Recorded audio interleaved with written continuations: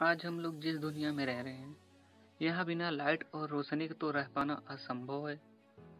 और हम सभी लोग लाइट बल्ब का इस्तेमाल जरूर करते हैं, पर हम लोग जिस लाइट बल्ब का आनंद लेते हैं और जिस लाइट बल्ब के सामने बैठकर अपना कार्य करते हैं और अपने घरों को खूबसूरत बनाने के लिए उपयोग करते हैं, उस लाइट बल्ब के बारे में क्या आपने कभी सोचा है कि यह कब बनाया गया और इसे किसने बनाया?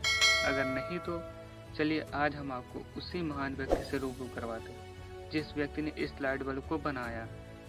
उस महान व्यक्ति का नाम थॉमस एल्वा एडिसन है, जो कि अमेरिका के आविष्कारक और व्यवसाय भी रह चुके हैं। इनका जन्म 11 फरवरी 1847 में मिलान ओहियो में हुआ था।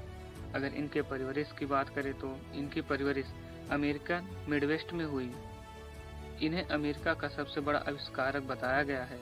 इन्होंने बिजली के उत्पादन, जनसंचार, ध्वनि रिकॉर्डिंग और गति चित्रों जैसे क्षेत्रों में कई उपकरण भी विकसित किए हैं।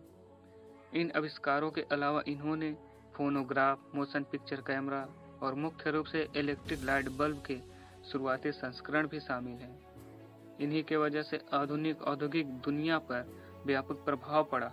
ये कई शोधकर्ताओं और कर्मचारियों के साथ काम करते थे और आविष्कार की प्रक्रिया के लिए संगठित विज्ञान और टीम वर्क सिद्धांतों को लागू करने वाले पहले आविष्कारकों में से एक थे। इन्होंने पहली औद्योगिक अनुसंधान प्रयोगशाला भी स्थापित की।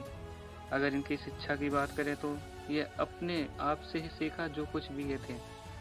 इन्होंने अपने करियर की शुरुआत में एक टेलीग्राफ ऑपरेटर के रूप में काम किया, जो इनके कुछ शुरुआती आविष्कारकों को प्रेरित किया। इन्होंने 1876 में न्यू जर्सी में मेनोलो पार्क में अपनी पहली प्रयोगशाला की स्थापना की, जहां इनके अन्य कई शुरुआती आविष्कार विकसित हुए।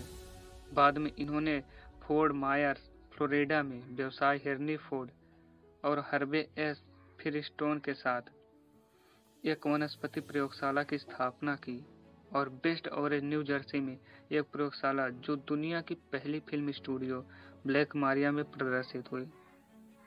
यह एक विपुल आविष्कार था। इनके नाम पर 1093 अमेरिकी पेटेंट भी थे, साथ ही अन्य देशों में भी पेटेंट थे। एडिसन ने 2 बार शादी की। इन्होंने पहली शादी सन 1871 में मेरी स्टेलवेल के साथ की, लेकिन मेरी स्टेलवेल की सन 1884 में मृत्यु हो गई। और फिर इन्होंने दूसरी शादी मीना मिलर के साथ की सन 1886 में, और फिर ये 6 बच्चों के पिता बने। और इनके परिवार में इनके अलावा इनके ससुर लुइस मिलर भी थे।